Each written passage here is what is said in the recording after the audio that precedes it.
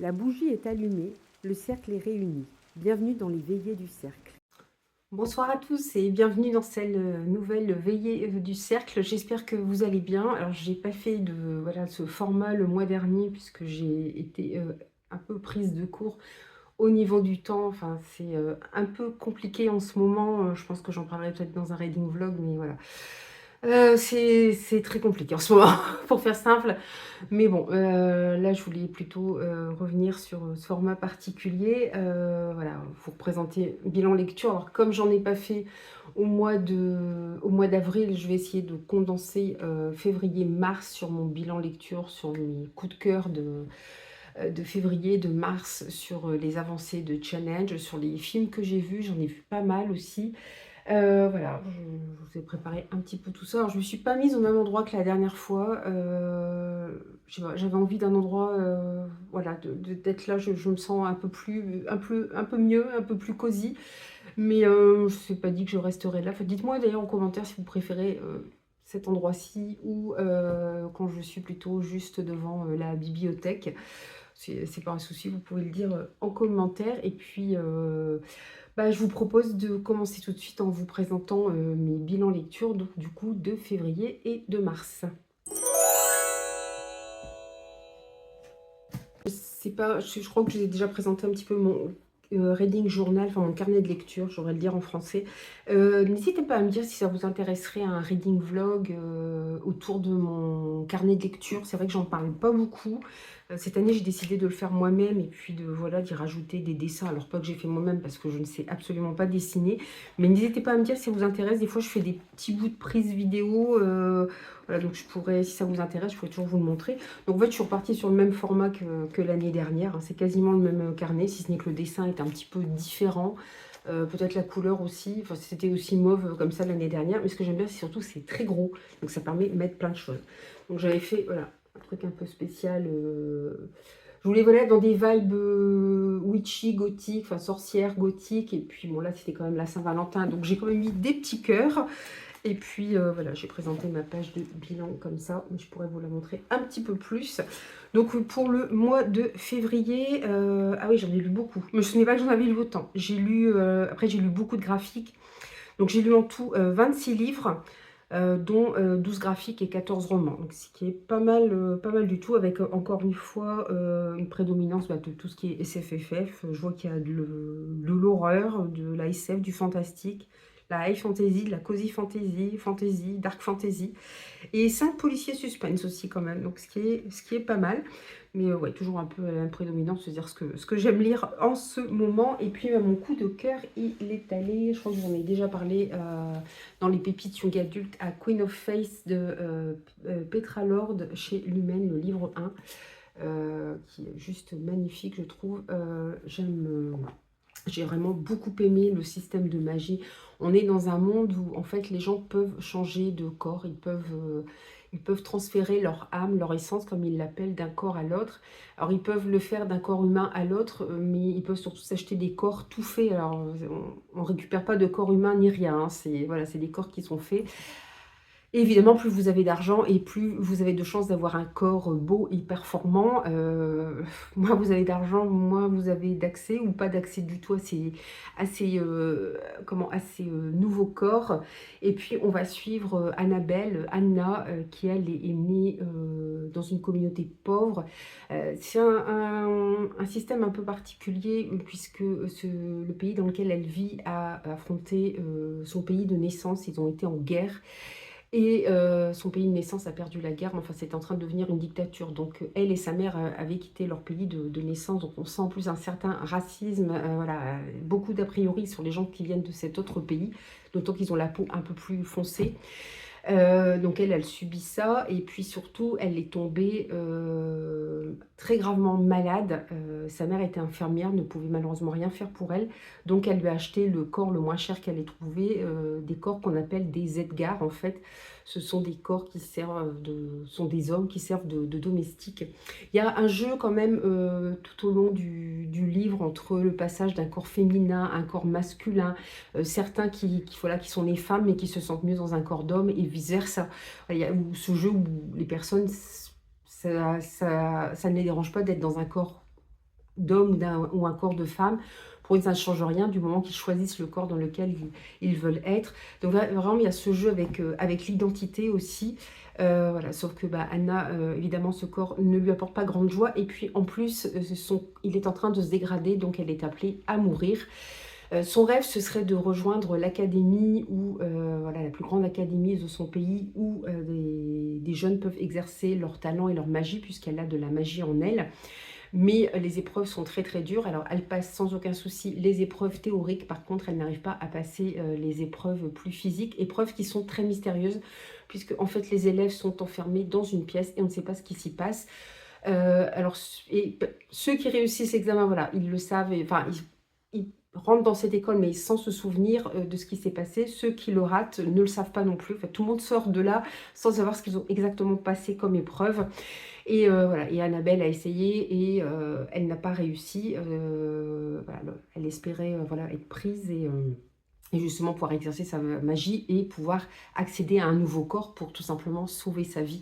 Donc il y a vraiment encore une différence de casque et de caste, pardon, et d'échelle sociale, puisque généralement ce sont les enfants de riches qui ont accès à cette grande académie, puisque c'est eux qui ont le pouvoir, qui ont les magies les plus développées. Voilà, il y a encore voilà, ces grosses différences. Et puis Annabelle en a marre, donc elle décide de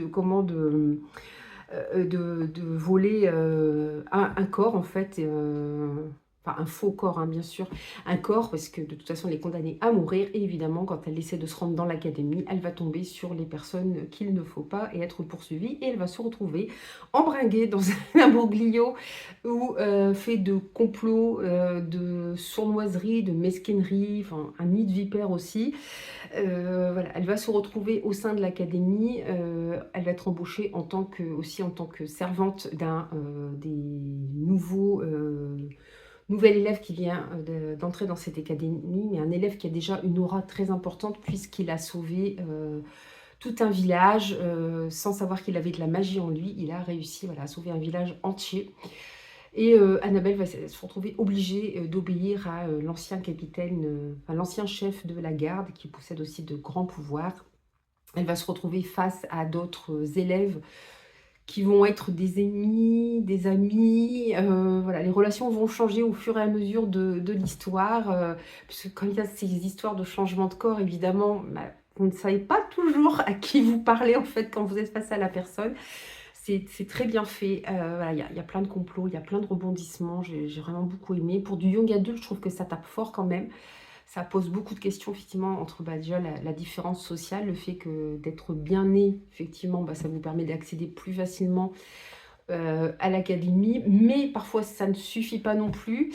Vous pouvez vite vous retrouver en bas de l'échelle sociale. On voit Annabelle qui souffre énormément et qui fait tout son possible pour essayer de s'en sortir. Donc elle a une sacrée force, enfin une sacrée résilience, et c'est un personnage vraiment admirable. D'autres sont plus complexes, plus ambigus. On a un couple de frères et sœurs jumeaux, voilà, qui sont assez ambigus, qui ont un pouvoir un peu particulier aussi.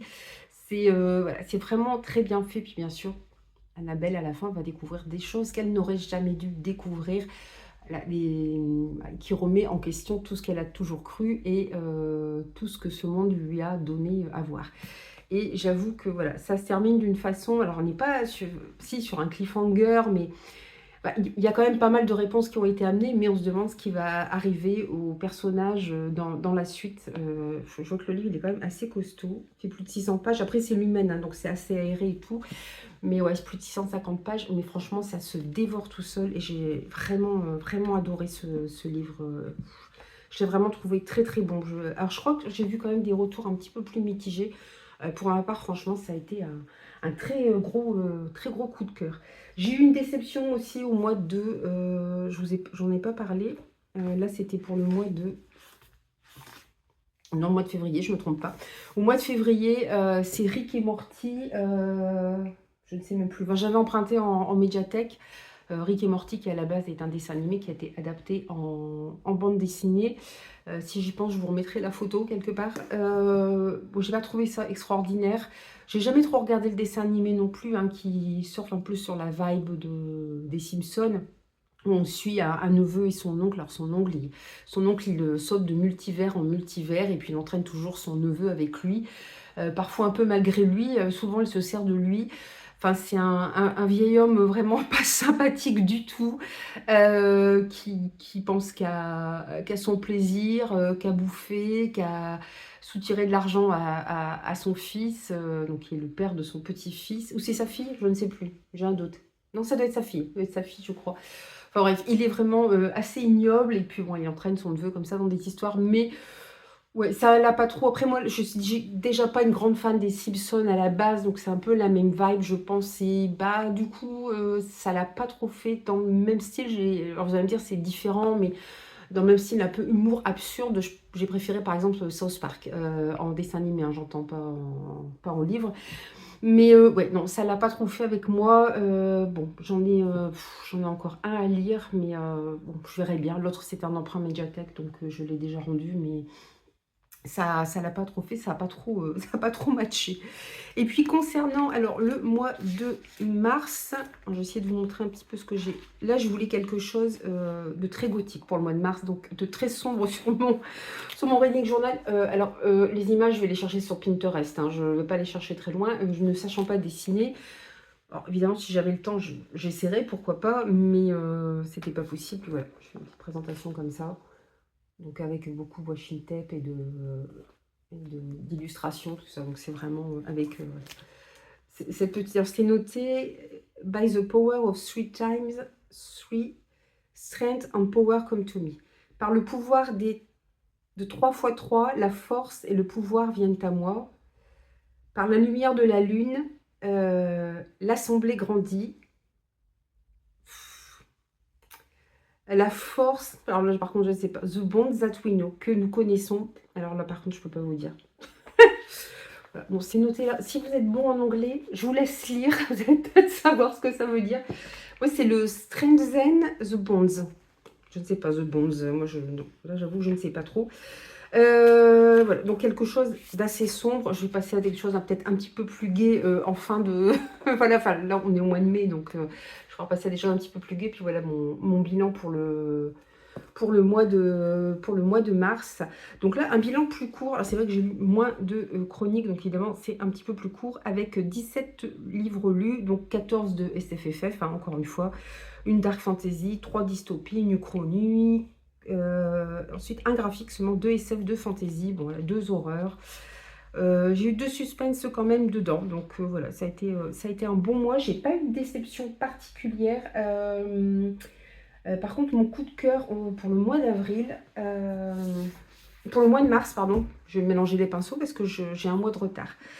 J'ai hésité parce qu'il y en avait plusieurs, franchement, j'ai beaucoup aimé je ne sais pas si je l'ai là, mais les ombres de d'Ambreville, j'ai beaucoup aimé Réseau Royal aussi, voilà, le tome 3, Baron Cimetière, voilà, c'est des livres qui m'ont beaucoup plu, mais je crois que celui qui m'a marqué, voilà, là ça va faire presque 2 mois que je l'ai lu, c'est Celle qui dansait avec les ténèbres. Alors c'est de W.R. Gorman, c'est chez Hachette Heroes dans leur collection mythique, où ils reprennent des contes, voilà, de réécriture de contes. Ils ont fait Le Petit Chapeau Rouge, The Girl in Red, je ne l'ai pas encore lu. J'ai lu Le Serment Maudit, qui là ne réécrit pas un conte, mais a plutôt des références à plusieurs contes. Voilà, celui-là, je l'ai adoré, je vous en ai déjà parlé, hein. C'est vraiment Cendrillon au pays du gore, quoi. J'ai adoré cette écriture. On suit, alors je vais essayer de retrouver les noms des personnages, ce sera plus simple. Eunice, oui c'est ça, Eunice. Eunice avec sa petite sœur et leur mère. Bon, leur père est décédé depuis plusieurs années, donc elle sombre de plus en plus dans la pauvreté. Et leur mère va se remarier. Et l'homme avec lequel elle va se remarier est un riche marchand qui a lui-même déjà une fille, Cendrillon. Alors c'est vrai que Eunice et sa sœur, je ne sais plus comment elle s'appelle, je vais vous dire une bêtise, donc je préfère ne rien dire. Puis je vais pas la retrouver là, je pense pas. Et je vous ai pas montré les pages de garde d'ailleurs. D'ailleurs, les pages de garde, quand vous avez lu, quand vous arrivez à la fin du roman, ça prend une toute autre dimension. Je peux vous le dire. Je m'attendais pas à ça. Voilà, voilà, c'est vraiment une réécriture horrifique de Cendrillon, hein. C'est vrai que moi je l'ai trouvé chez Cultura en côté adulte. Ils ont mis un petit côté horreur, ça avait parfaitement sa place, hein. De toute façon, c'est marqué horreur, retelling, c'est-à-dire réécriture, et fairy tale, conte de fées. Voilà, et donc Eunice a un petit peu peur et sa sœur ont un peu peur de, voilà, de faire la rencontre de cette nouvelle sœur, et sa mère lui dit: «Bah oui, mais vous allez avoir une troisième sœur. Imagine pour elle, ça va être encore plus compliqué parce que vous êtes déjà à 2, elle ne vous connaît pas». Et puis le carrosse arrive. Alors déjà, le carrosse arrive, le carrosse c'est fait tout en métal, en fer, ce qui est un peu étrange quand même, hein. Bon, Cendrillon, ça se passe autrefois, donc ça devrait pas, il est bien tiré par des chevaux, mais il est tout en métal. Mais puis voilà, le père et Cendrillon descendent du carrosse, et Cendrillon est d'une beauté incroyable, indescriptible, même pour Eunice. Plus tard, elle dira même qu'elle ressemble à une poupée, peut-être un peu trop, ce qui n'est pas vraiment rassurant. Et puis ça va. Et puis la petite sœur de Nice, étant toute contente d'avoir une nouvelle grande sœur, elle se précipite vers Cendrillon. Et là, ils n'ont pas le temps de dire ouf, de souffler, que Cendrillon a déjà mordu le doigt de sa nouvelle petite sœur. Voilà, donc ça commence très très bien. Et en fait, le père de Cendrillon va leur expliquer qu'il y a des règles à suivre pour pouvoir vivre avec Cendrillon. Déjà, Cendrillon, elle est enfermée au sous-sol. Alors, tout est super bien aménagé. Elle est dans le sous-sol, il y a une porte blindée et elle est encore derrière des grilles. Alors, elle a tout le confort qu'il faut. Elle n'a pas vraiment besoin de chauffage, donc elle n'a pas vraiment besoin de chaleur parce qu'elle a produit elle-même. Mais voilà, elle a toutes les robes qu'elle veut, les poupées qu'elle veut. Parce qu'elles sont assez jeunes quand même au début, hein. Je crois que Eunice a 8 ou 10 ans. Ouais, 10 ans. Et Cendrillon doit en avoir que 2 de plus. Et sa petite sœur doit en avoir 5, 6, quelque chose comme ça. Voilà, donc il y a des règles à suivre, voilà, et en fait, leur vie va être rythmée par ces règles, et notamment beaucoup de responsabilités vont peser sur les épaules de Nice, puisque on va essayer de lui apprendre à s'occuper de sa nouvelle sœur. Et puis il y a une règle aussi très importante qui fait que Cendrillon s'attaque moins, est moins tenté de s'attaquer aux gens qui font partie de sa famille. Donc quand son père va épouser la mère de Nice, évidemment, normalement, elle devrait moins s'en prendre à ses 2 sœurs. Et d'ailleurs, on le voit tout de suite, ça marche tout de suite. Bon, je ne vais pas trop rentrer dans les détails pour ne pas vous spoiler. On va retrouver l'histoire, voilà, des souris changées en laqué, de la citrouille, du prince charmant, du soulier de verre. On va tout retrouver, mais version gore. Voilà, encore une fois, je vous le redis, version gore. Mais j'ai adoré. Alors oui, il faut avoir peut-être le cœur bien accroché. C'est vrai que quelqu'un en a parlé sur le Discord de Jodie, des livres de la crypte. La personne a vu aussi The Ugly Step Sister, qui est un film qui raconte l'histoire d'une des méchantes sœurs de Cendrillon. Je ne sais pas si vous avez vu des extraits de ce film, c'est un film d'horreur, hein. C'est-à-dire qu'on fait tout pour transformer la sœur en une très jolie jeune femme. Donc évidemment, ça doit donner des scènes... rien qu'à voir les extraits, on voit que ça va être des scènes horribles, et je pense que le parallèle, effectivement, est très bon avec le livre. Mais si vous avez vu des extraits du film, vous savez que ça ne fait pas non plus dans la dentelle, voilà. Mais j'aimerais bien le voir, ce film, quand même. Ça m'intéresserait de le voir. Mais voilà, encore une fois, je vous dis, c'est une réécriture qui était passionnante. C'est un page turner, j'ai vraiment adoré. Mais encore une fois, attention, il y a du gore. C'est pas tout le temps, hein, mais vers la fin du livre, c'est vraiment saignant, sanguinolent. Pour ceux d'ailleurs qui connaissent la vraie... Alors, même les vraies versions de Cendrillon, si on exclut celle de Disney, il y a toujours des versions un peu différentes. Mais on va dire que ça va aussi piocher dans la version la plus trash de Cendrillon. Bon, si vous voyez à quoi je fais référence, peut-être que vous allez comprendre à quoi je fais référence, qu'on voit aussi dans The Ugly Stepsister d'ailleurs. Voilà, donc je pense que c'est le livre qui m'aura le plus marqué au mois de mars, que j'ai vraiment le plus aimé. Pourtant, j'ai eu beaucoup de belles lectures, mais alors je crois que celui-là, je pense que c'est le fait d'avoir repris la thématique de Cendrillon et d'en avoir fait quelque chose de gore. Je pense que c'est ça qui m'a franchement marqué. Voilà, on va passer maintenant à la phase des... je vais vous dire un petit peu où j'en suis au niveau de mes challenges lecture.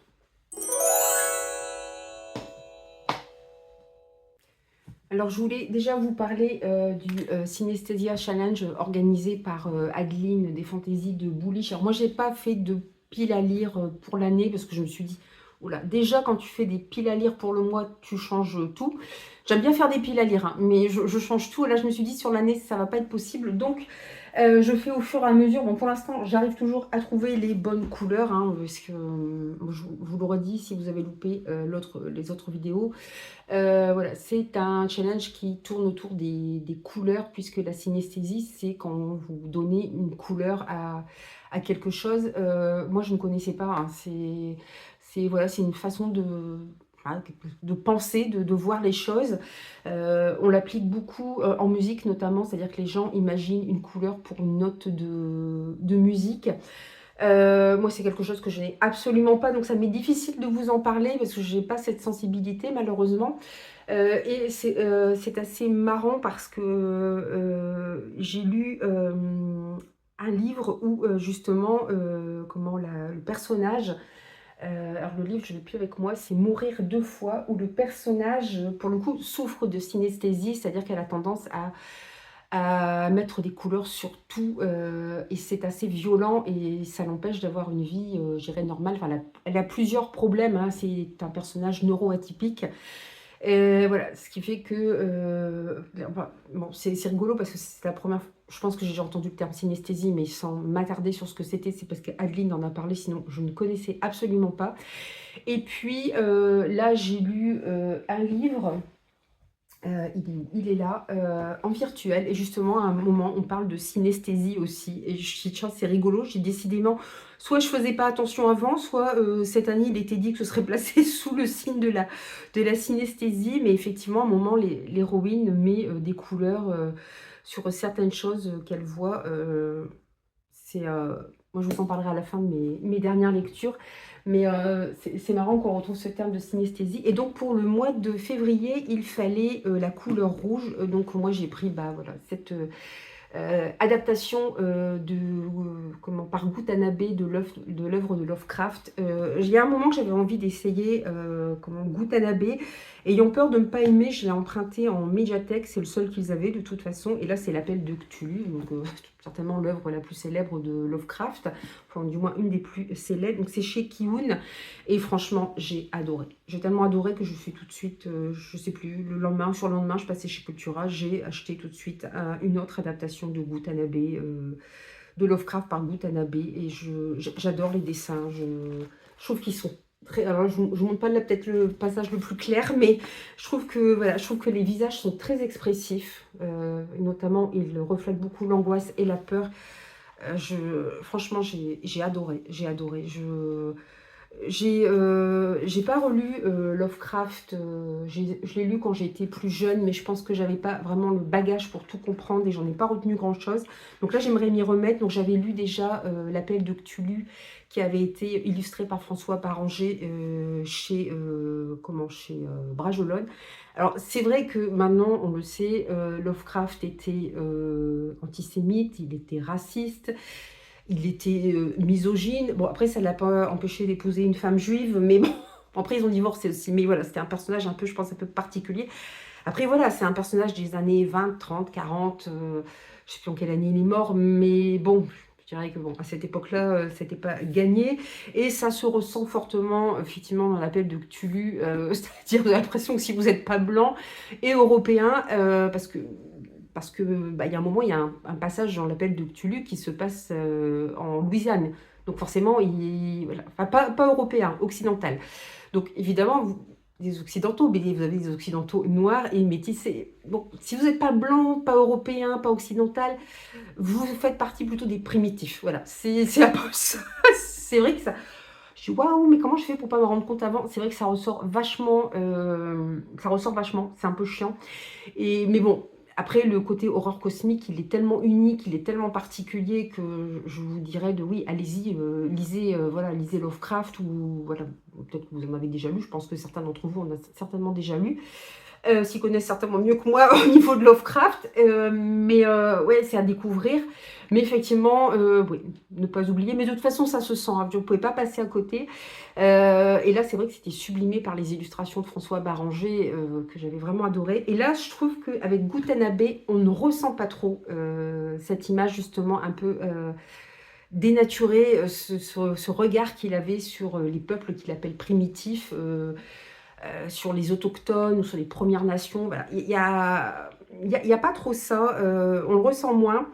Si ce n'est à la fin, puisque bon, évidemment, il y a tout un passage avec un bateau, et évidemment, ce sont des, si je dis pas de bêtises, des Indiens d'Inde. Le bateau vient de là, donc évidemment, voilà. Donc, c'était obligé qu'ils aient la peau un petit peu plus foncée, mais j'ai pas retrouvé trop ça. Par contre, je trouve l'adaptation est génialissime, hein, voilà, quand ils descendent, c'est une descente aux enfers. Vous avez aussi une représentation, voilà, de Cthulhu. Voilà. Et à chaque fois, celle de François Béranger est encore différente. Elle est un peu en clair-obscur, elle est magnifique. Bon, j'ai pas le livre avec moi, donc je vais pas pouvoir vous le montrer. Il est en bas. Et il y a cette espèce de descente aussi qui ressemblerait presque à une descente aux enfers.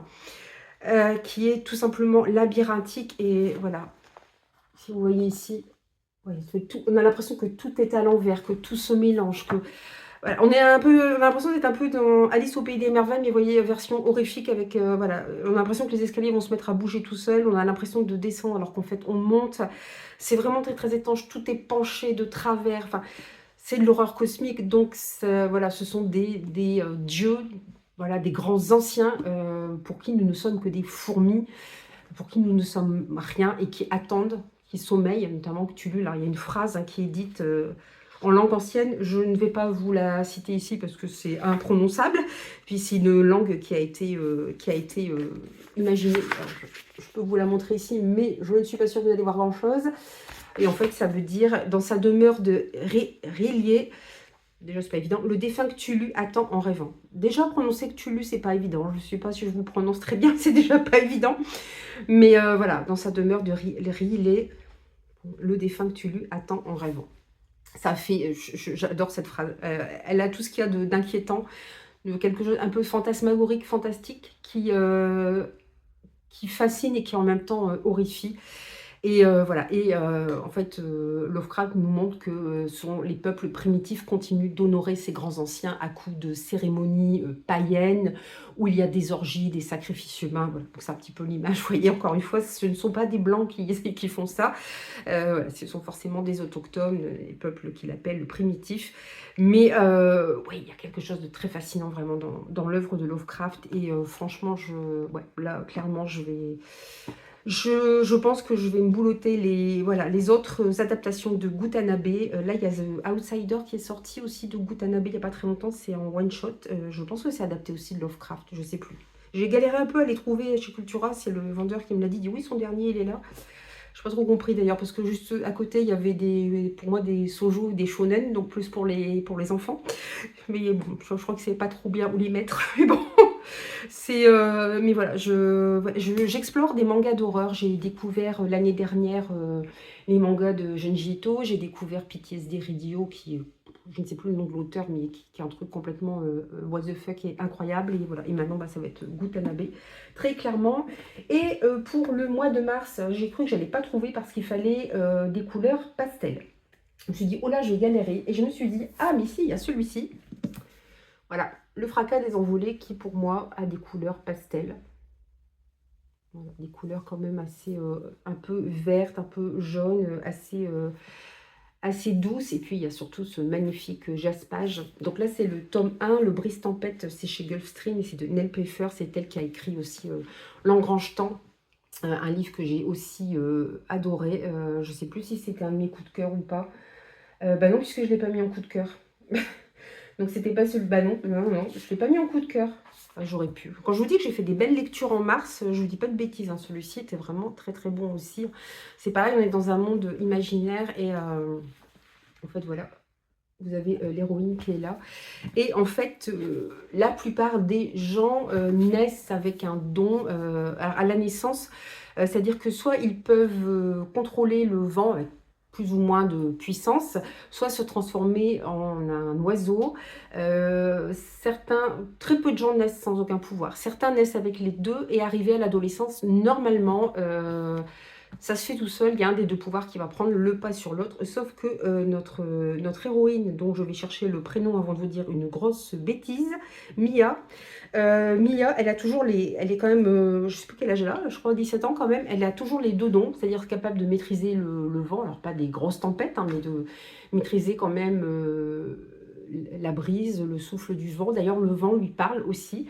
Et elle est capable aussi de se transformer en hirondelle. C'est pour ça que vous avez d'ailleurs une hirondelle ici. Voilà, et j'ai beaucoup aimé ce système de magie, il est vraiment très bien fait. Et en fait, il y a des années de cela, l'île sur... Alors, comment s'appelle l'île sur laquelle ils vivent? L'île de Boré, c'est ça? L'image de la famille, ça va être marqué. Bon, je crois que c'est l'île de Boré, si je dis pas de bêtises. Enfin, l'île sur laquelle elle a grandi a été séparée des autres royaumes par une tempête qui s'est levée. Non, c'est pas l'Aquilon. Non, non, c'est pas ça. Si, c'est ça, c'est l'Aquilon. En fait, c'est voilà, une tempête qui s'est levée. Et en fait, les gens ne voyagent pas en bateau, ils voyagent à l'aide de... Comment de... Je vais pas retrouver le nom. Voilà, un dessin ici, comme ça. C'est horrible. Quand je vous dis que ça va pas trop, ça va vraiment pas. Mon cerveau, c'est vraiment du gruyère. Des dirigeables, voilà, je vais y arriver. Des dirigeables. Alors, des dirigeables qui ressemblent en fait à des bateaux, en fait, sauf qu'ils sont dans le ciel. Donc, plus aucun dirigeable ne peut traverser d'une île à l'autre. Il faut faire le grand tour, en fait, pour simplifier. Et en fait, le dernier voyage qui a eu lieu quand cette tempête s'est levée, il y avait la famille de Mia qui était sur ce dirigeable et elle a perdu quasiment toute sa famille. Donc elle vit avec son oncle et sa cousine. Ses parents sont morts durant le voyage. La mère de sa cousine est décédée aussi pendant le voyage. Et ensuite, on a tout mis sur le dos de sa famille. Elle est issue d'une famille normalement très riche. Et on a tout mis sur le dos de sa famille en disant que le bateau n'était pas aux normes, qu'il n'était pas assez costaud. C'est limite si c'est pas à cause d'eux qu'il y a une tempête qui s'est levée. On les déclare un petit peu maudits. D'autant plus que celle qui dirigeait ce bateau est une sorcière du nom de Skylar, enfin qui dirigeait ce dirigeable, pardon, est une sorcière du nom de Skylar et elle a perdu sa sœur aussi durant ce voyage et évidemment elle a tout fait pour tout mettre sur le dos de la famille de Mia par esprit de vengeance, de revanche. Déjà, on se rend compte au fur et à mesure du livre que les sorcières n'ont pas eu la belle vie jusqu'ici. Il va y avoir des dieux qui vont rentrer aussi dans l'équation. Alors, on ne les voit pas. Peut-être qu'on les verra dans le prochain tome, je ne sais pas. Mais on ne les voit pas, mais ils ont eu un rôle très important. Ils se sont mariés entre eux, ils ont fait la guerre. Évidemment, ça a donné des résultats pas toujours top. C'est grâce à eux que certainement les humains ont des pouvoirs. C'est de eux que sont nées les sorcières et que les humains ont voulu éradiquer car considérées comme trop dangereuses. Bon, voilà, comme à chaque fois, on ressent toute l'ouverture d'esprit de l'être humain qui a peur de ce qui est différent et de ce qui pourrait être plus fort que lui et lui nuire. Voilà. Et Mia embarque sur un dirigeable qui est piloté par Skylar, cette sorcière qui a donc un gros désir de revanche. Et normalement, c'est sa cousine qui aurait dû embarquer puisque son père l'a mariée avec un homme très riche, issu d'une autre île. C'est tout sauf un mariage d'amour. Sa cousine n'a aucune envie de se marier, elle veut vivre libre. Et Mia propose de prendre sa place à bord du dirigeable voilà, pour connaître la vérité sur ce qui s'est passé cette fameuse nuit. Et voilà. Donc on va la retrouver aussi évidemment dans le dirigeable. Elle va faire la connaissance de ce jeune homme ici. Qui a lui aussi des pouvoirs. Elle va approcher de près Skylar. Et en plus, Skylar s'est vanté d'avoir une arme magique, enfin, un artefact magique qui va lui permettre de traverser cette tempête qu'on appelle l'Aquilon, donc de pouvoir à nouveau retraverser normalement avec ces bateaux dirigeables. Et voilà, et voilà. Il y a encore plein de complots, plein de choses cachées, secrètes. On va en apprendre davantage sur les origines de Mia, et ce qui s'est vraiment passé ce soir-là sur ce fameux dirigeable. C'était passionnant, c'est vraiment bien fait. Le système de magie, il évolue en même temps qu'on lit le livre. Pareil, voilà, le passé aussi ressurgit petit à petit. On voit comment ce monde s'est développé, les légendes qui courent autour des dieux. On voit aussi le traitement qui a été infligé aux sorcières, les intérêts des uns et des autres, puisqu'on est encore une fois parmi les gens les plus aisés, les plus riches, donc qui peuvent se payer ce voyage et qui peuvent se permettre beaucoup de choses. Puis on voit ceux qui sont les petites mains de ce dirigeable qui sont dans l'ombre. Ah, puis alors, il y avait, je ne sais pas si vous pouvez le voir ici, mais sur la couverture de livre, dans ce sens-là, voilà. En fait, voilà. Là, ici, vous voyez Mia. Et de l'autre côté, vous voyez, alors je vais essayer de vous retrouver le nom du personnage masculin, c'est Hélène Veul, non je vais dire une bêtise, Evel. Evel. Normalement, on voit son visage ici. Bon, c'est pas évident, mais j'aime beaucoup ce jeu. Je l'avais vu sur des Twilight qu'ils avaient ressortis où on voyait aussi le visage de... Je peux retrouver le nom des personnages de, de Twilight. Edouard et voilà. Ah, bon, bref. Je vous dis, mon cerveau, c'est du gruyère en ce moment. C'est terrible. C'est une horreur. Donc, ah, mais on le voit peut-être un petit peu mieux comme ça. Voilà. Donc, vraiment, ce livre, bon, encore une fois, chez Gulfstream, hein, de toute façon, qu'est-ce que vous voulez que je vous dise Gulfstream, Naos, c'est des maisons d'édition que j'adore. Screamio aussi. Là, je suis en train de découvrir de plus en plus Hachette Rose, donc c'est pareil. Donc, c'est vraiment des très très bonnes maisons d'édition que je vous conseille parce que là, c'est du young adulte, c'est classé young adulte, mais c'est du young adulte qui est quand même recherché, qui n'est pas simpliste, qui pose un regard, voilà, qui renvoie complètement à notre société et c'est vraiment, vraiment très intéressant. Sinon, pour les autres challenges, alors j'ai fait le challenge, non, celui-là, non, ce sera pour le mois prochain, je me trompe. J'ai commencé le challenge, le Witches Readathon de Aurélie l'Hiromancienne. Par contre, je suis en train de me dire, je vous en parle, mais je ne sais plus quand est-ce qu'il commençait exactement ce challenge. Il commençait en mars ou en avril, je ne sais plus. En tout cas, je suis en train de le faire. Ça marche bien pour le moment. Je vous parlerai d'avril autour de l'ASF lors d'un autre petit bilan comme ça. Et puis, bah, je pense que là, je n'ai rien oublié et on va pouvoir passer au film que j'ai regardé durant ces 2 derniers mois. Alors, je vais essayer de ne pas vous faire trop long parce que j'ai vraiment vu beaucoup de films, surtout que là, il y a 2 mois. J'avais fini, en fait, j'ai regardé il y a très longtemps Twin Peaks, hein, les saisons 1 et 2. Et si vous avez, là, je sais que tout repassé sur Arte. Si vous avez suivi Twin Peaks, vous savez qu'à la fin de la saison 2, grosse frustration, hein, c'est horrible. Je me suis dit, mais ça ne peut pas se terminer comme ça. Et je ne sais pas combien de temps David Lynch a attendu avant de faire la saison 3. Donc j'ai regardé la saison 3 et du coup j'ai enchaîné aussi avec le film qu'il avait sorti après avoir sorti les 2 premières saisons en série qui est Firewalk With Me, Le feu marche avec moi, où on suit les derniers jours de Laura Palmer puisque Twin Peaks, bon, pour ceux qui ne connaîtraient pas Twin Peaks, c'est une petite ville tranquille des États-Unis. Je pense que maintenant tout le monde va être traumatisé par les petites villes tranquilles des États-Unis parce qu'on se rend compte que ça cache énormément de choses. Voilà, notamment dans les relations entre les gens, des relations d'argent, des relations d'infidélité, des relations d'amour, des choses non dites, des amours interdits, des amours impossibles, de la violence, des jeunes filles qui ont l'air comme ça, toutes sages, qui sont reines de leur lycée, mais qui cachent des choses pas très nettes, à l'image de Laura Palmer, qui, en fait, tout tourne autour d'elle. Sauf que dès le premier épisode, c'est son corps qu'on retrouve et il y a un agent du FBI joué par Kyle MacLachlan qui est donc envoyé dans la petite ville de Twin Peaks pour enquêter sur la mort de Laura Palmer. L'agent Cooper, voilà, j'ai retrouvé son nom. Les trucs plus anciens, j'arrive mieux à retrouver. Ça te va bien. Mais voilà, c'est très particulier. C'est du David Lynch. Voilà, donc vous savez que David Lynch, c'est un univers très particulier. C'est très lent. Mais contrairement à ce qu'on peut voir dans les séries américaines où tout va très très vite, tout le temps là c'est très lent. Ça prend des fois l'impression que ça prend des tonnes d'heures pour faire un truc, mais quelque part ça donne un côté plus réaliste à la chose. Et vous avez vraiment des personnages complètement atypiques, quoi. Déjà, quand il a tourné Twin Peaks, je pense que ça date des années 90, si je dis pas de bêtises, il faut savoir que souvent dans les séries, films, le FBI et les policiers, la police voilà, locale ne s'entendent jamais parce qu'ils ont l'impression que le FBI vient marcher sur ses plates-bandes. Là, au contraire, l'agent Cooper est un personnage très humain, très agréable, qui s'entend tout de suite avec le shérif du village. On a aussi des représentations des Amérindiens, des Premières Nations. On a ce côté très sauvage puisqu'il y a la forêt qui est juste à côté. On a des gens qui vivent dans des mobil-homes, qui vivent avec très peu de choses. On a des gens très riches. Ouais, c'est vraiment des personnages atypiques. Le chef de Cooper, le chef du FBI, est joué par David Lynch lui-même. Il joue un homme sourd en plus. Donc voilà, le genre de personnage qu'on rencontrait très très peu dans les années 90. Hein.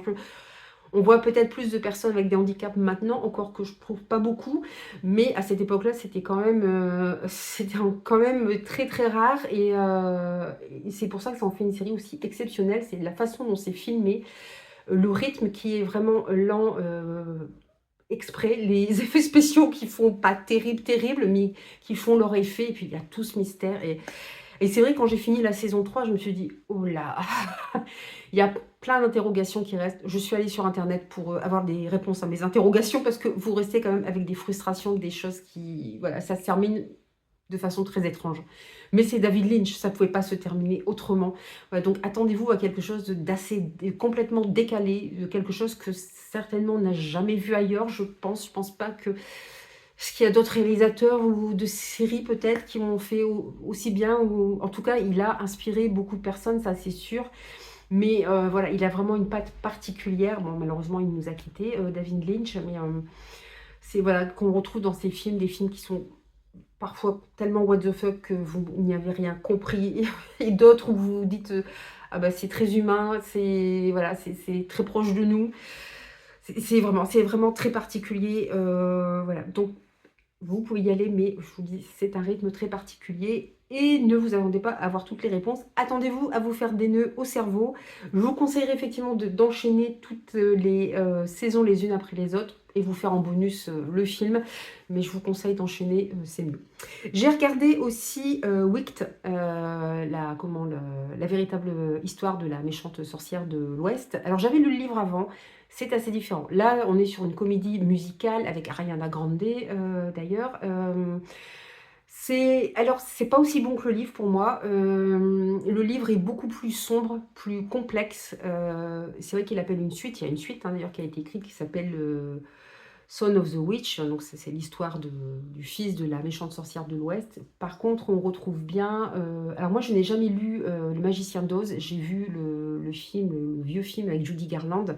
J'ai pas vu non plus Le Magicien d'Oz avec James Franco. Voilà, j'ai vraiment vu que le vieux film avec le lion, l'homme de métal et puis l'épouvantail. Hein, l'épouvantail veut un cœur, je crois. L'homme de métal veut du courage et le lion, je ne sais même plus. Il y en a un qui veut un cœur, un qui veut courage et l'autre, je sais plus. Je sais plus. Mais voilà, c'est beaucoup plus complexe dans le livre. J'ai largement préféré le livre, mais le film se regarde tout seul parce que les images sont très belles. Oui, c'est assez fantasmagorique. Et puis, il y a des animaux et des animaux. C'est-à-dire qu'il y a des animaux qui sont comme des êtres humains, c'est-à-dire qu'ils parlent, ils s'habillent. D'ailleurs, la plus grosse partie du film se passe dans une université où, au début, c'est Elphaba, je crois, le nom de la méchante sorcière de l'Ouest. Elle vient pour que sa sœur rentre dans cette université. Et la doyenne, enfin pas la doyenne, la directrice de l'université découvre que Elphaba a de gros pouvoirs. Donc elle lui dit, il faut que tu restes dans cette université pour que je t'apprenne à utiliser tes pouvoirs. Le rôle joué par Ariana Grande, c'est Galitea, je crois. Elle est on ne peut plus superficielle. Voilà. Mais c'est un personnage qui va évoluer aussi, ce qui est très sympa. On voit l'amitié qui va se créer entre les deux personnages, c'est très beau. Il y a aussi, alors je ne sais plus comment il s'appelle dans le film, c'est l'un des acteurs des Bridgerton, celui qui joue je ne sais plus quel nom. J'ai pas Netflix, hein, donc j'ai pas regardé, mais c'est difficile de passer à côté. De toute façon, on a vu que la première, Daphné, et ensuite c'est lui, je crois, qu'on voit en deuxième, qui doit épouser une jeune femme pour finir tomber amoureux de la sœur. Enfin voilà, bon, c'est un enemies to lovers, je ne retrouve plus son nom, qui joue aussi un rôle un peu comme ça, aussi de mec un peu superficiel aussi. Mais c'est pareil, c'est les personnages qu'on va voir évoluer, c'était très sympa. Donc il y a une suite aussi, hein, qui est sortie au cinéma, mais qui est la suite du film, qui je pense n'a aucun rapport avec le livre. C'est à voir, c'est sympa à voir.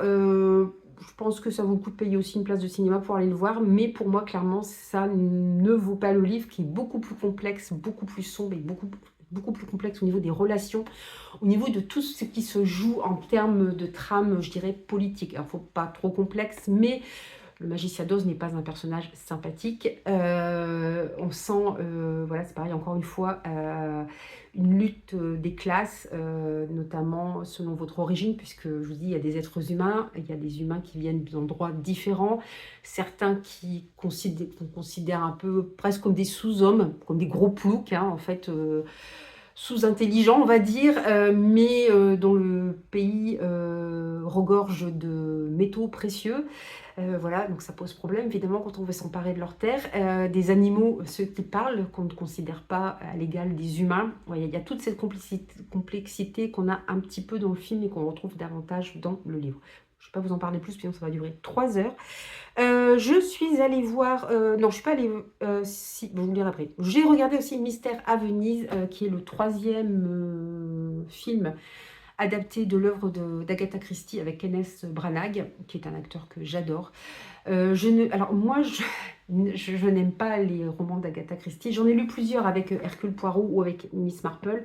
J'en ai pas lu non plus 50, hein, j'en ai pas lu beaucoup. Je n'accroche pas, c'est très froid, très clinique. Voilà, j'accroche pas. Par contre, j'adore les adaptations, que ce soit en film ou en série. J'avoue que je me laisse prendre au jeu à chaque fois. Et là, en fait, ces 3 films donnent une dimension humaine à Hercule Poirot, c'est-à-dire qu'il a un passé, notamment dans le 2e. Je crois que le premier qui a été adapté, ça doit être, je sais plus si c'est Mort sur le Nil ou Le Crime de l'Orient Express. Mais voilà, on lui invente un passé. Il a fait la Première Guerre mondiale, notamment. On sait pourquoi il porte toujours une moustache.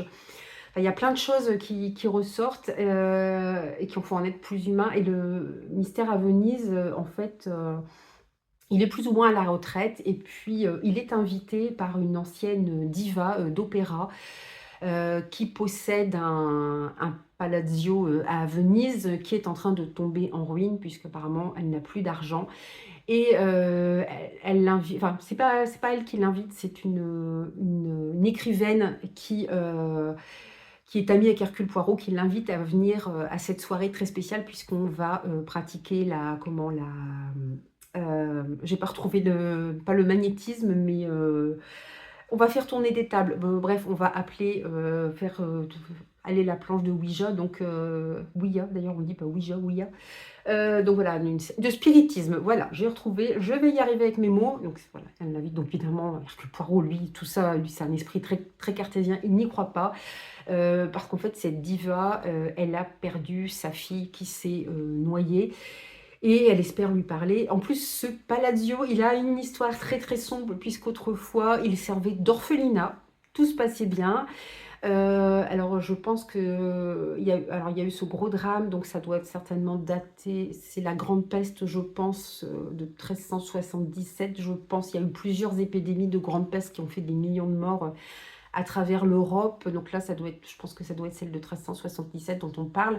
Et en fait, les gamins ont été abandonnés à leur sort. Les adultes ont disparu, soit se sont enfuis, soit sont morts. Et les enfants continueraient de hanter cet orphelinat en quête de vengeance, puisque les adultes les ont laissés tomber, les ont laissés seuls, et seuls face à la maladie. Donc voilà, c'est très chargé. On est beaucoup c'est très noir hein, comme film. On est tout le temps dans le noir, dans le sombre.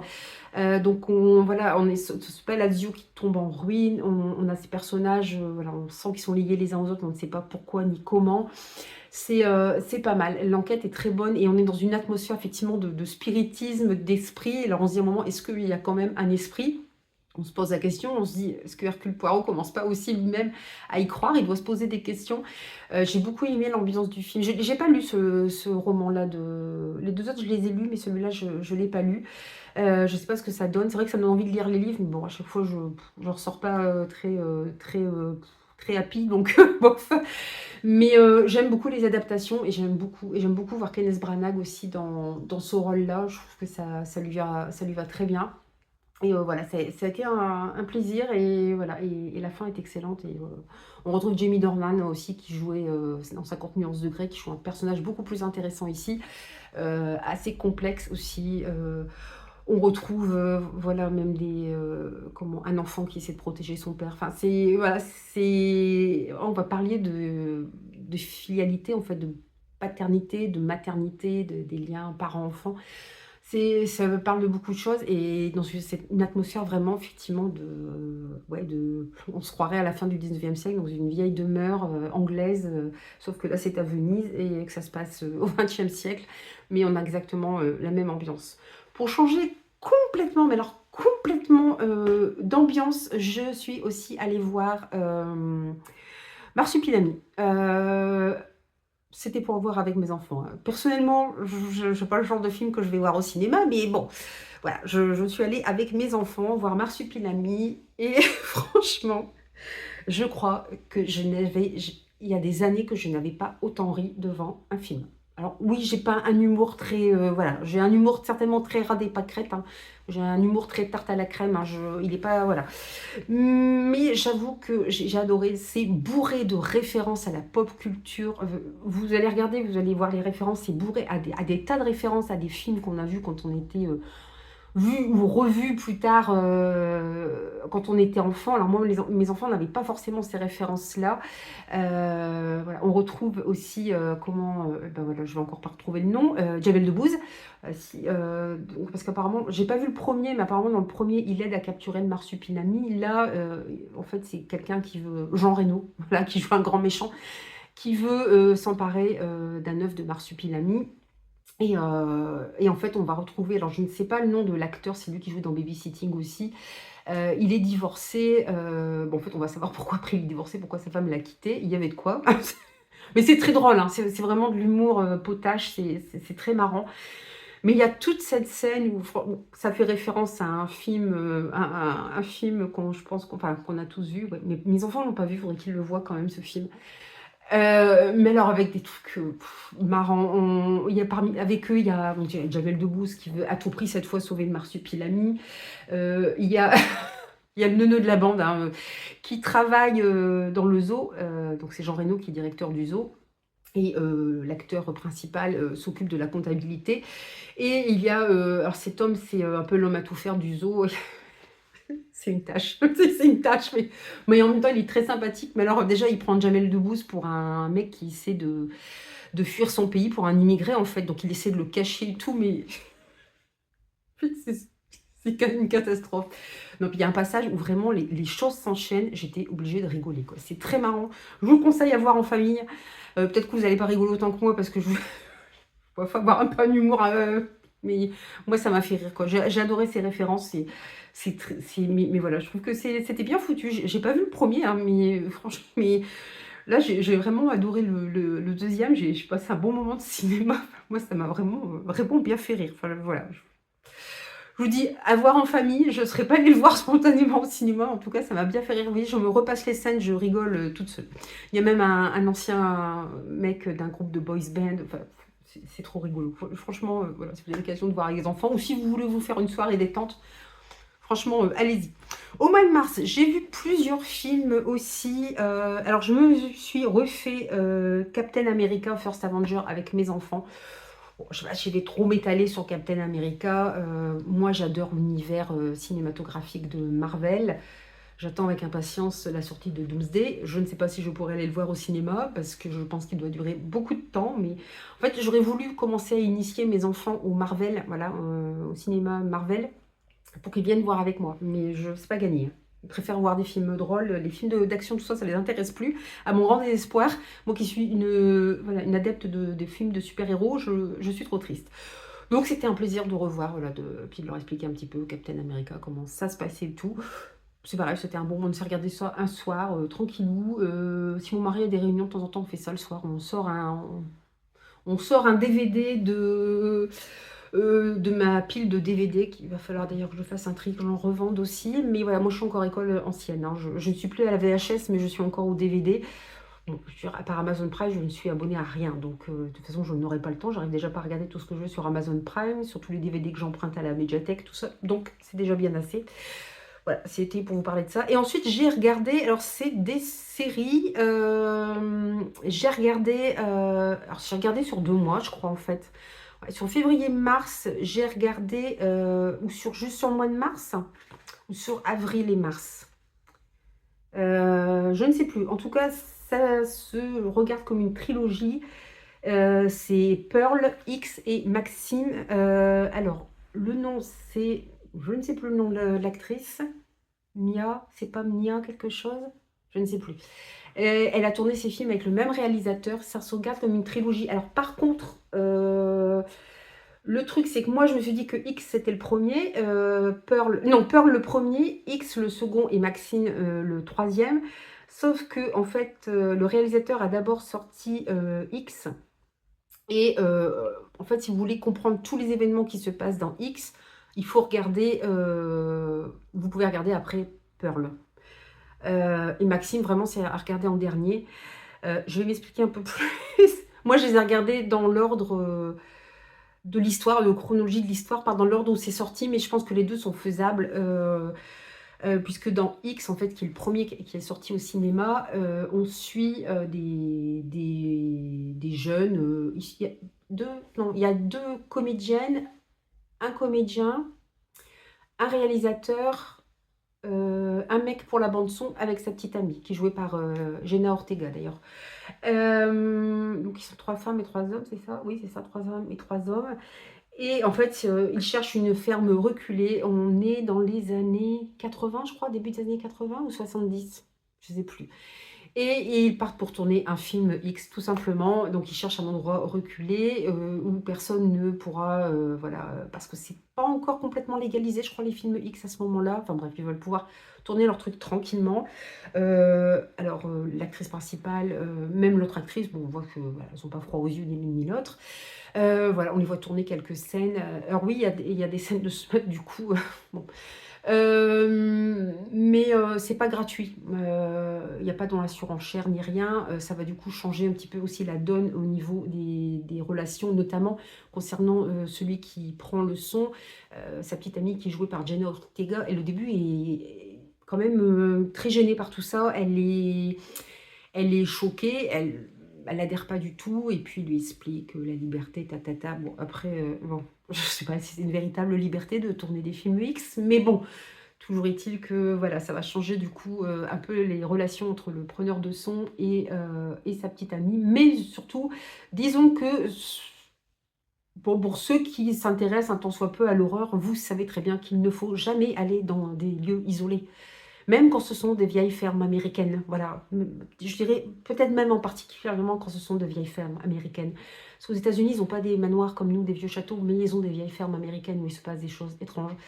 Donc là, ils font la connaissance avec le vieux couple qui s'occupe de la ferme, voilà, et il va commencer à se passer des choses étranges. Alors, c'est vrai que je vous conseillerais peut-être quand même de commencer par X, parce que moi, du coup, je savais un petit peu pourquoi, comment, pourquoi c'était comme ça, que si vous regardez X d'abord, vous allez, voilà, il y a des choses qui vont complètement vous surprendre, et vous allez vous dire, il faut que je regarde Pearl pour savoir pourquoi on en est arrivé là. Donc Pearl, ça se passe avant. Et on va en savoir plus sur ce qui s'est passé dans cette ferme avant. Je ne vous en dis pas plus. Voilà, je vous laisse vous faire. Les films d'horreur, il ne faut pas trop en dévoiler. Et on finit avec Maxime. Alors, c'est peut-être celui-là qui doit se passer dans les années 80, où on retrouve l'une des actrices qui veut à tout prix devenir une star hollywoodienne.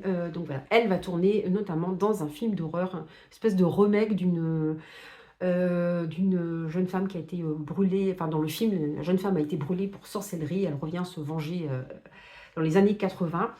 Voilà, et elle se rend compte que quelqu'un a retrouvé la vieille cassette sur laquelle voilà, a été tourné le film X, hein, dans le film qui s'appelle X.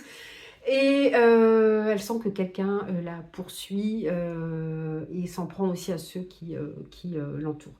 Ces 3 films, ils sont très... ça fait penser, je trouve que c'est un hommage vraiment au slasher movie un peu d'avant, où vous avez comme ça, voilà, des personnages qui courent dans tous les sens, qui se font salement tuer, où il y a énormément d'hémoglobine, où vous vous dites s'en sortira pas, qui à la fin qui vivra, qui ne vivra pas, qui va s'en sortir. Voilà, un peu à l'image des Vendredi 13, à l'image des Halloween. C'est vraiment un peu dans le même style, sauf que là, ce sont vraiment les femmes, les héroïnes, et on va dire, dans Halloween, c'est Jamie Lee Curtis aussi, ce qui était quand même pas mal. Là, c'est pareil, hein, on a, voilà, je n'ai pas retrouvé le nom de cette actrice. Mia, je ne sais plus. mais qui, je trouve, joue très très bien. D'ailleurs, j'aimerais bien la voir dans un autre registre, cette actrice. Peut-être qu'elle a fait d'autres films, je ne suis pas au courant, il faudrait que je regarde. Mais non, franchement, j'adore. Ouais, c'est vraiment, je pense, un hommage aux anciens films. De toute façon, ça se passe vraiment à des époques voilà, où il n'y avait pas, où tout était encore tourné comme ça, un petit peu de briques et de broc, où il n'y avait pas de téléphone portable, il n'y avait pas Internet, il n'y avait rien de tout ça.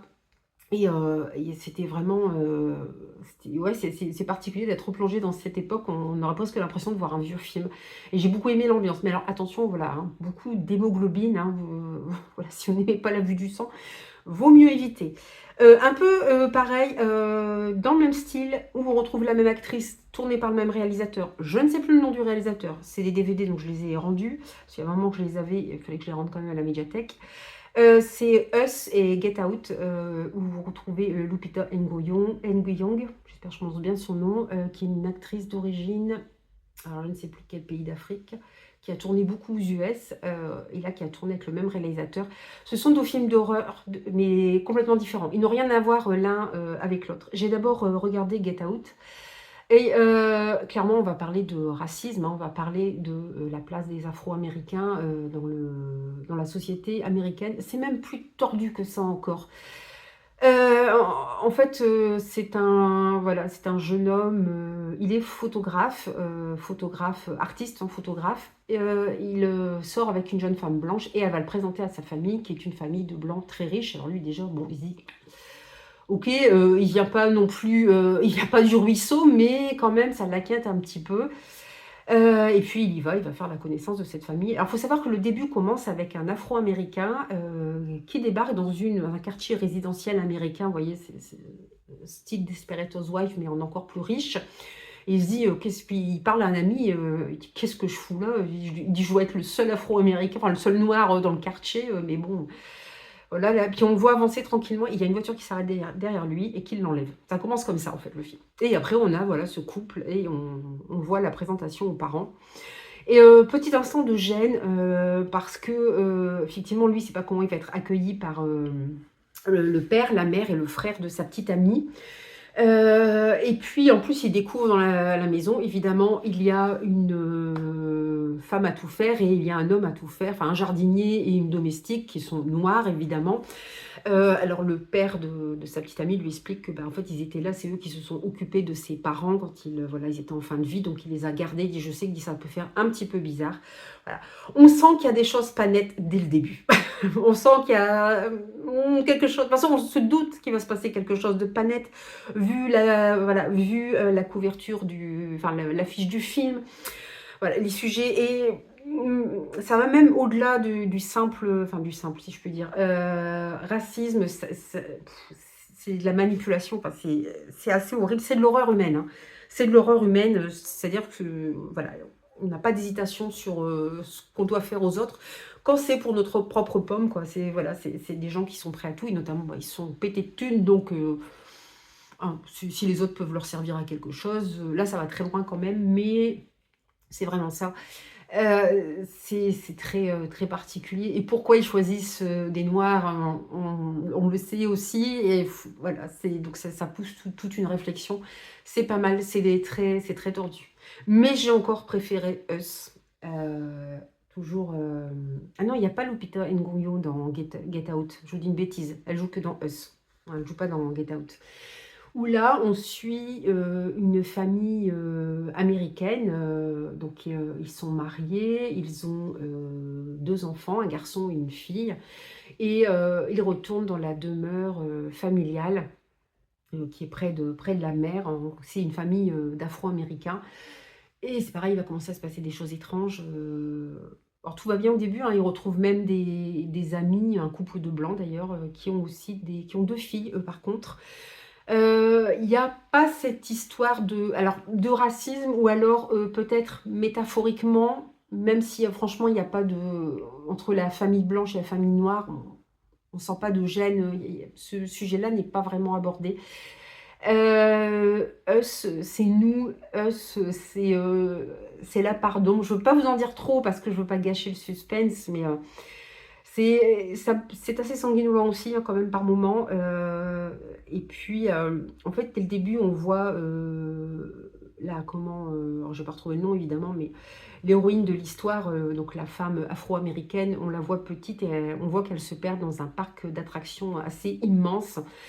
Il se passe quelque chose, mais on ne sait pas quoi.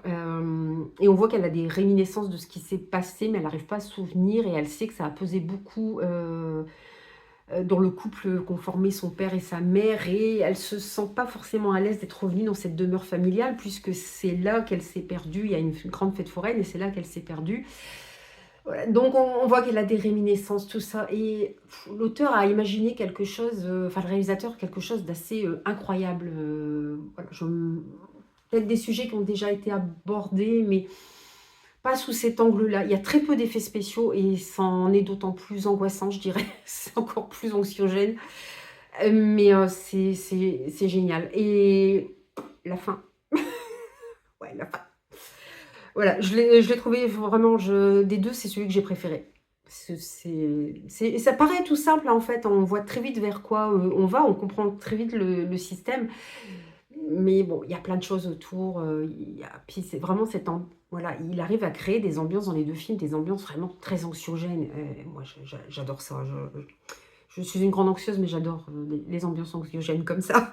Mais voilà, je vous les conseille aussi. Alors, ouais, il y a quelques scènes. Bon, ça reste des films d'horreur. Il y a moins d'hémoglobine quand même que dans la trilogie ouais, dont je vous ai parlé avant, Maxine, X et Pearl. Mais voilà, c'est des ambiances quand même très anxiogènes. Voilà. Sinon, j'ai oublié de vous parler aussi d'un autre challenge. J'avais dit que je verrai avec vous aussi concernant les sagas, les lectures communes et aussi mon petit challenge que je voulais faire pour les contes, concernant les contes interdits. Donc on va parler des choses que j'ai réussi à faire ou pas. Voilà, je voulais me lire un conte interdit par mois. J'ai réussi à lire Blanche-Neige au mois de mars. Au mois d'avril, je n'en ai pas lu. Je n'ai pas réussi à caser, pourtant c'est petit. Voilà, donc j'ai voulu les reprendre par ordre de parution. Donc le premier, c'est Blanche-Neige, c'est de LP Sicard. Donc là, moi, j'ai encore l'édition parce qu'au départ, c'est édité par Ada, qui est une maison d'édition québécoise, puisque les auteurs sont québécois. Puis maintenant, c'est repris par Contredire, qui est une maison d'édition française. Donc les derniers que j'ai sont chez Contredire. Parce que je pense que de toute façon, les acheter dans l'édition Ada, ça doit coûter super cher. À moins peut-être d'acheter sur Vinted, mais ça ne change pas grand-chose. L'histoire est la même. Hein. C'est québécois, hein, donc voilà, je ne pense pas qu'il y ait gros changements. Là, ça réunissait tous les tropes que j'aime. C'est-à-dire qu'on a une jeune fille dans un hôpital psychiatrique. Enfin, une prison haute sécurité slash hôpital psychiatrique qui a perdu la mémoire. Alors par contre, attention, trigger warning. Hein. Clairement, les contes interdits, aïe aïe aïe aïe aïe. Hein. Alors c'est marqué interdit au moins de 18 ans, c'est marqué pour public averti là en bas, mais les trigger warnings ne sont pas repris. Alors sachez que il y a VIOL plus d'une fois dans ce roman. Donc si c'est quelque chose qui vous trigger fortement, n'y allez pas. C'est très violent. Vous me direz, c'est forcément violent, mais là, c'est waouh. D'autant que la personne qui subit ces agressions ne peut pas vraiment se défendre, ne peut rien dire. Donc voilà, il y a une histoire effectivement de domination et je peux faire ce que je veux de l'autre en fait, qui peut mettre très mal à l'aise et qui peut être très très violente.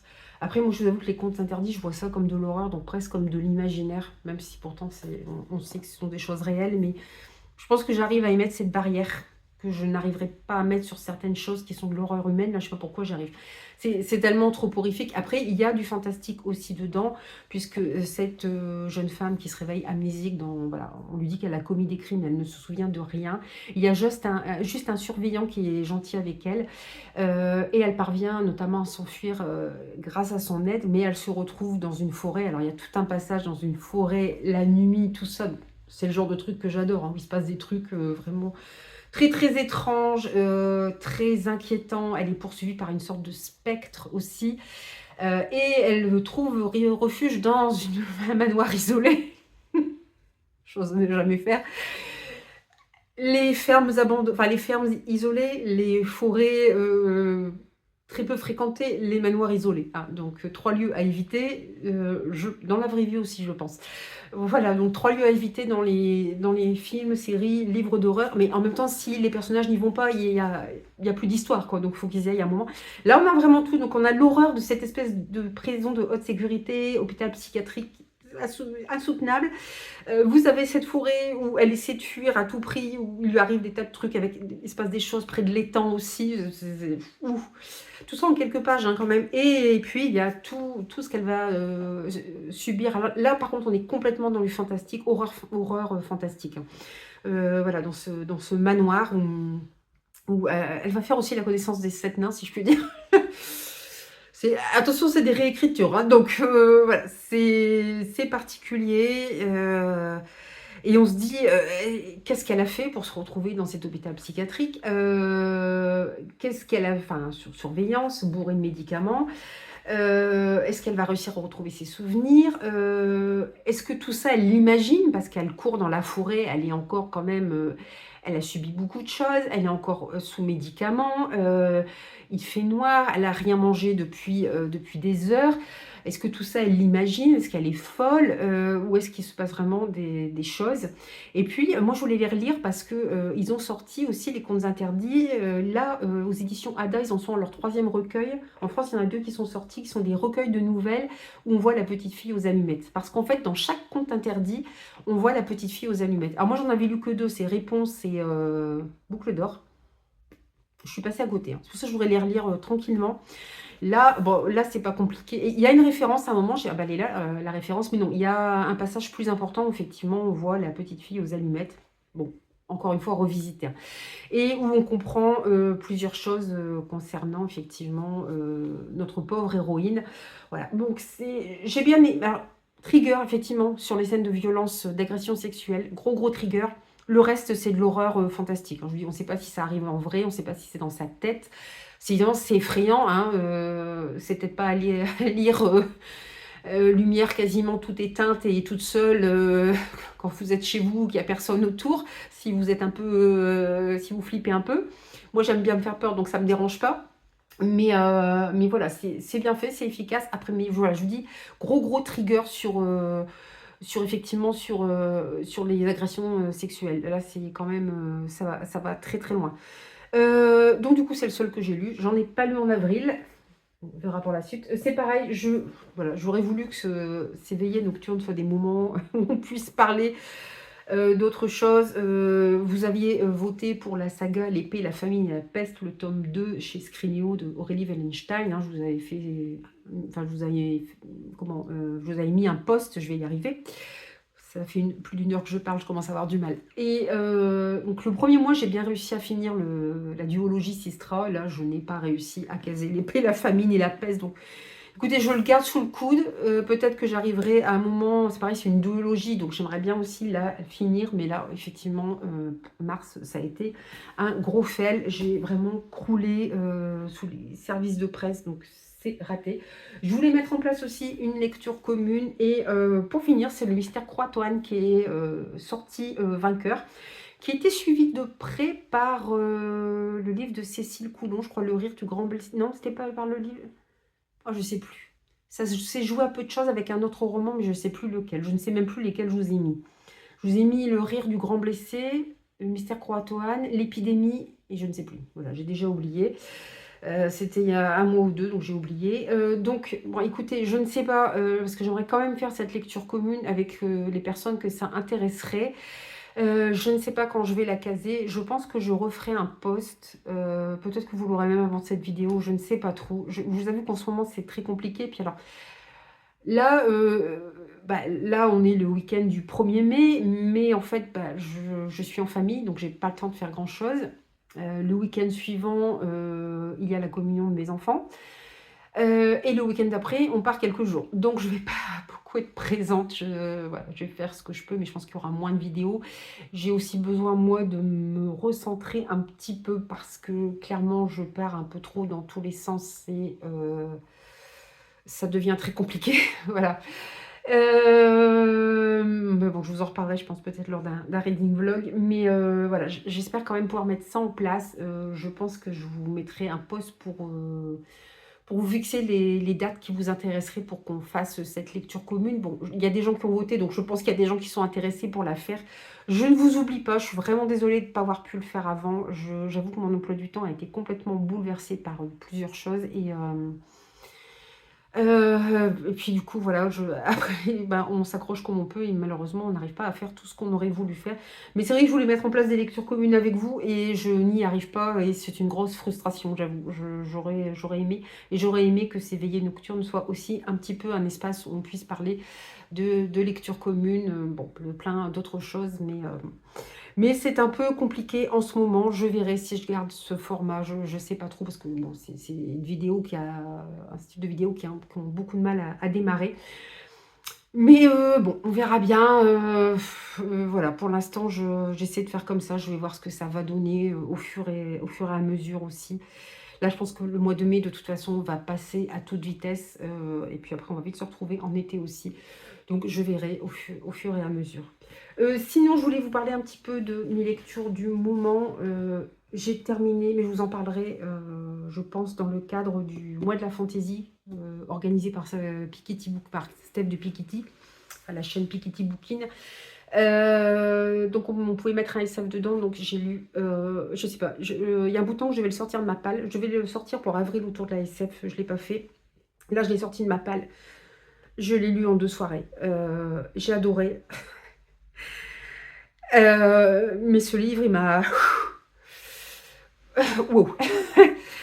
Euh, alors, on n'est pas dans l'horreur, hein. Je vous ai beaucoup parlé d'horreur là pendant. C'est pas ça. On est dans le futur, un futur qui est très très triste, hein, puisque la planète Terre a payé très cher tous les excès, c'est-à-dire que soit les terres sont arides, soit vous avez quasiment un froid perpétuel.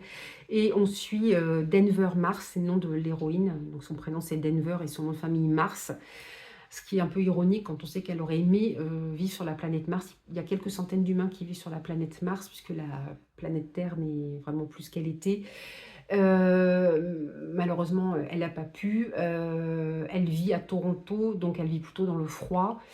Elle vit dans un petit appartement et puis elle a la chance d'être parmi ceux qui ont un boulot. Elle met des hélices sur des drones.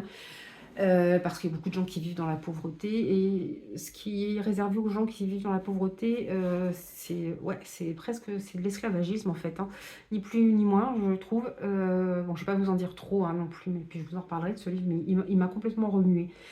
Et puis, elle souffre énormément parce qu'elle a une scoliose depuis qu'elle est petite, une scoliose qui va en s'aggravant, qu'elle ne peut pas faire opérer puisque c'est beaucoup trop cher. Alors là, par contre, ce qu'elle dit, la classe moyenne n'existe plus.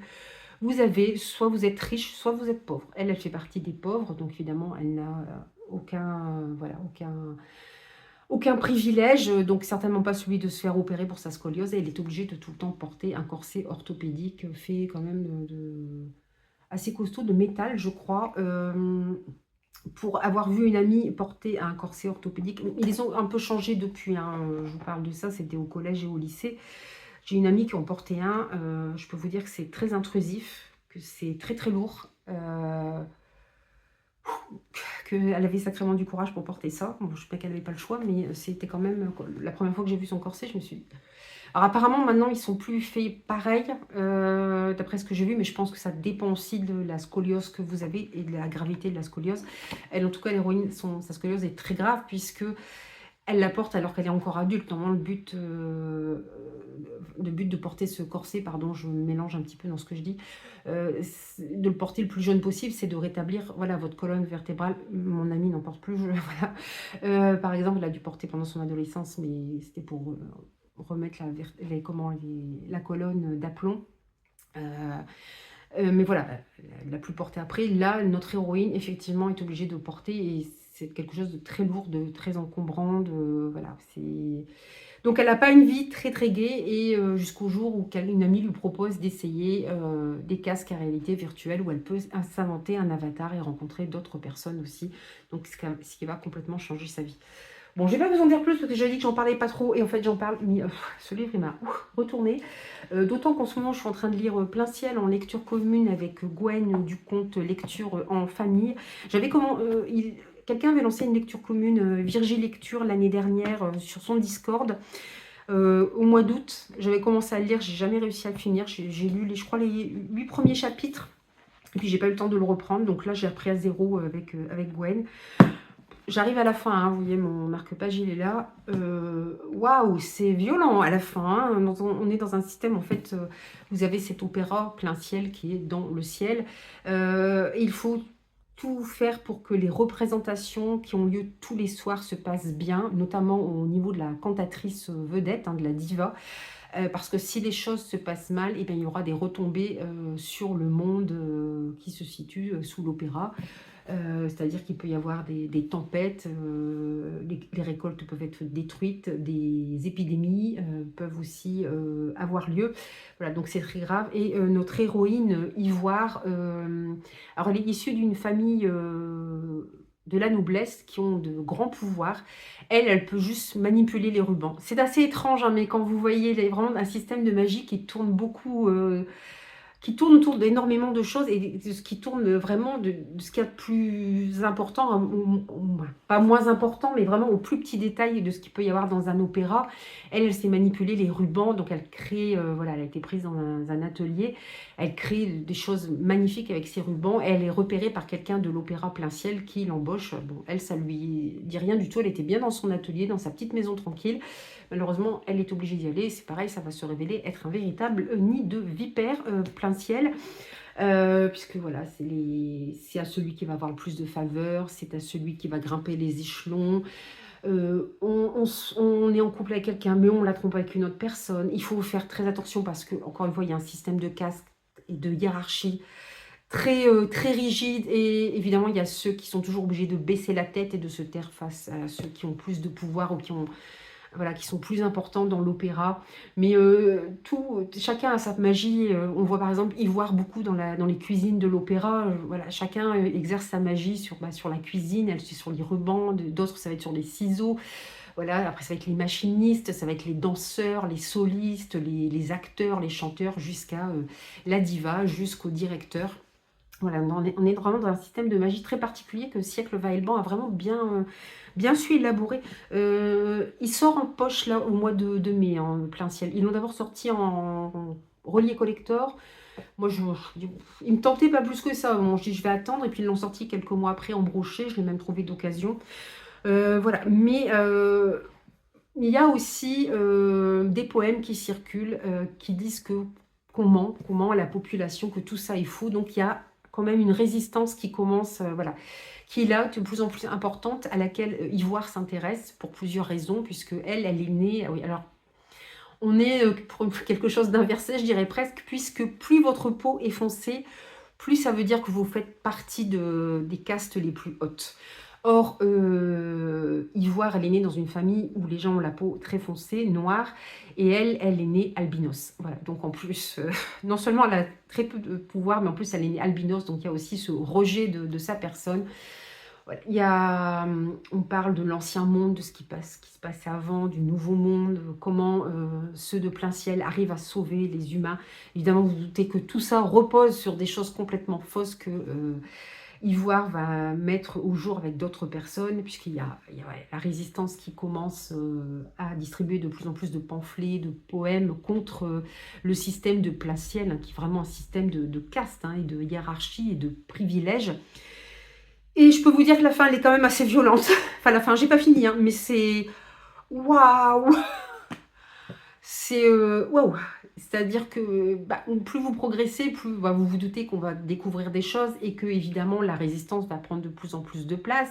Qui dit résistance dit aussi résistance de la part de ceux qui sont en place, qui ont le pouvoir, qui n'ont absolument pas envie de laisser le pouvoir à d'autres. Et évidemment, ça crée des conflits et surtout ça crée des innocents qui se retrouvent pris entre les deux ou qui ont eu le malheur d'avoir un petit peu de sympathie pour la résistance. C'est très dur quand même la fin et je trouve, et je ne l'ai pas fini, hein, il me reste pas beaucoup, il me reste peut-être une centaine de 100 pages à lire. Mais ouais, je trouve que c'est assez dur et du coup... Je me suis dit: «Là, il me faut de la douceur». Donc j'ai reçu de la part des éditions Château d'Âme. Là, pour le coup, c'est vraiment, une romance. J'en avais besoin. J'en avais besoin. J'ai pas lu grand-chose, hein. J'ai 131 pages quand même. Bah, ça se lit tout seul, en fait. Ça fait du bien. C'est Royally Feck, le tome 1, les chroniques de Winchester, Lewis. C'est de Caroline Pfeffer. Je connaissais pas. J'ai entendu parler de cette autrice sur Bookstagram, mais j'avais jamais lu. Alors, je pense qu'elle écrit surtout des romances. Là, on est vraiment parce que les autres romans de Château d'Âme, il y a souvent une part de magie ou de gothique, de mystère. Là, on est sur une romance fake, hein, puisqu'on va suivre. Alors, l'autrice le dit au début, elle s'est fortement inspirée de la monarchie anglaise. Ah, là, c'est la monarchie anglaise, sauf que le roi, là, c'est un roi.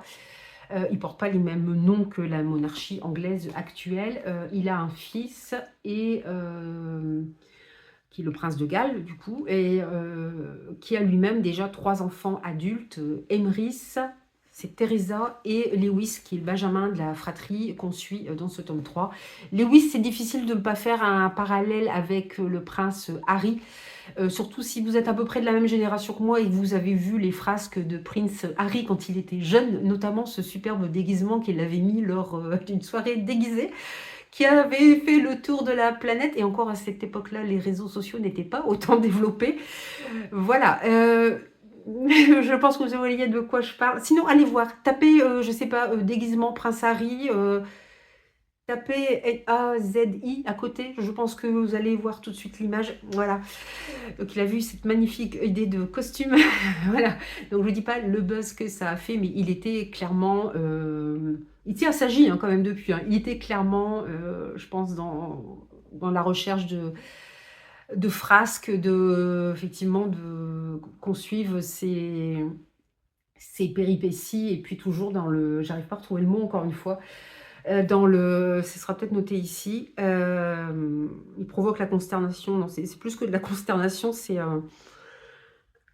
enfin voilà, c'est tout ce qu'il peut faire pour un peu pour emmerder la famille royale, voilà, pour faire la une des tabloïds, la une enfin, faire le buzz. Voilà, j'ai vraiment retrouvé le prince Harry là-dedans. Et puis là, il est pris la main dans le sac, c'est le cas de le dire, avec un autre jeune homme. Donc, c'est un peu embêtant pour la royauté. Alors, c'est vrai, c'est ce qu'il dit, son grand-père et son... Alors, son père, on ne sait pas trop. Les rapports sont très froids, hein, en fait. Hein. Chacun est un peu sur ses positions.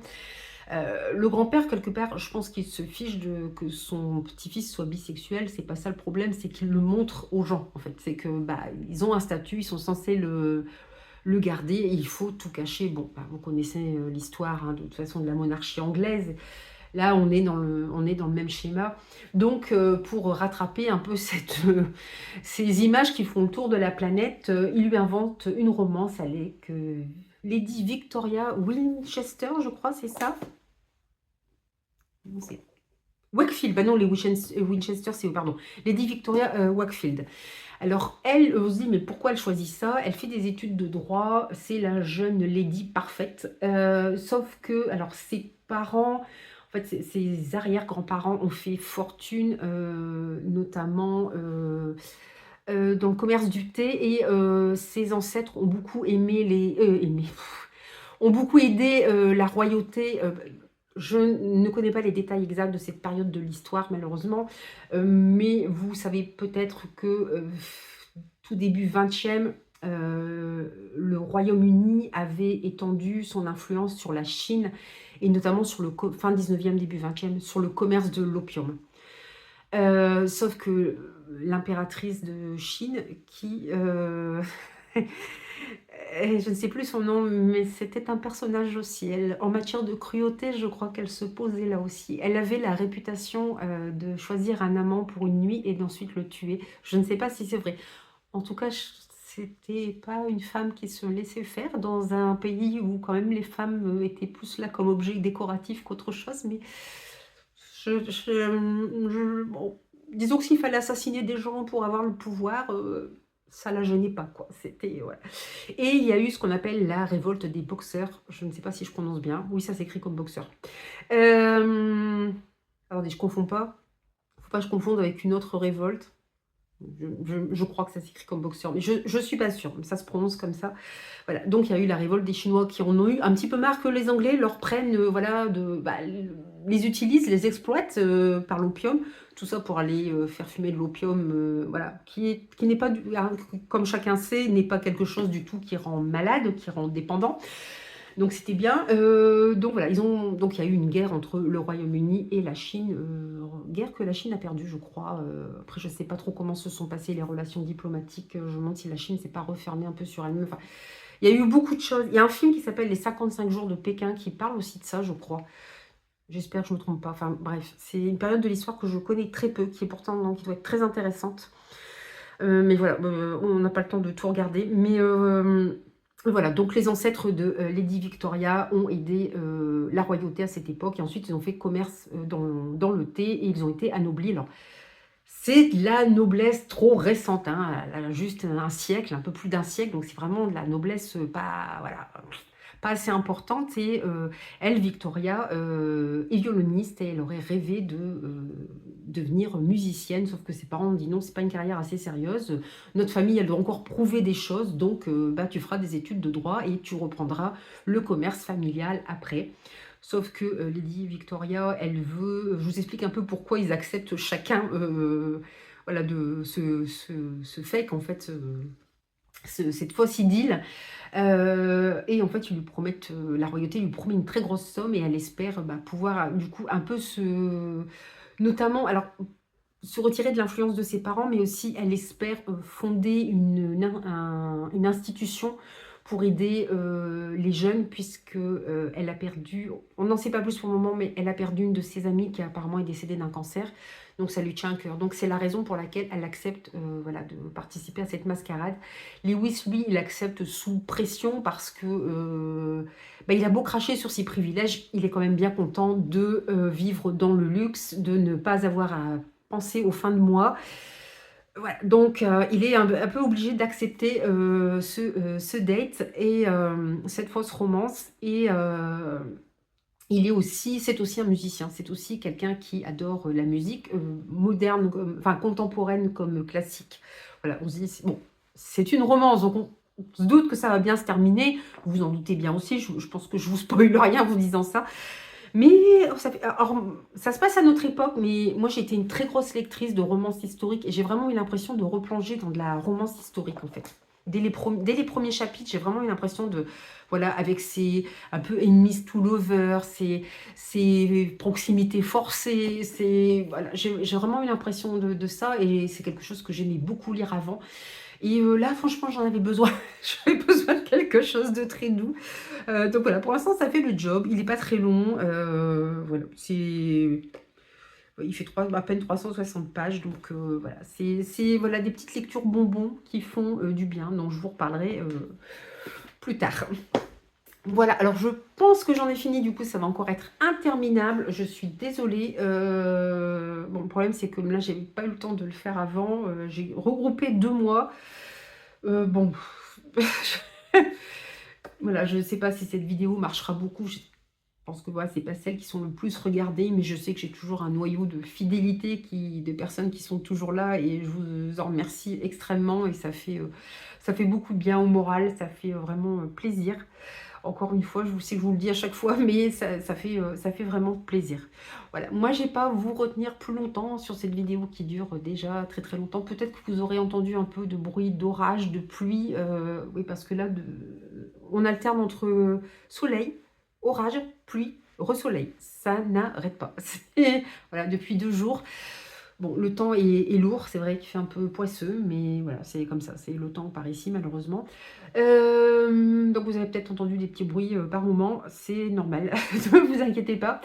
Et puis, je vous laisse ici. J'espère que j'aurai l'occasion de faire des choses un peu plus participatives voilà, lors de ces vidéos. Je ne sais pas quel format elles vont prendre. N'hésitez pas à me dire si vous préférez quand je le fais en bas devant la bibliothèque ou si je le fais ici ou si ça n'a pas d'importance pour vous. Enfin, n'hésitez pas à me le dire en commentaire. Et puis moi, je vous laisse ici, enfin, tranquille. Et puis, je vous dis à très bientôt pour une autre vidéo. Allez, bye bye!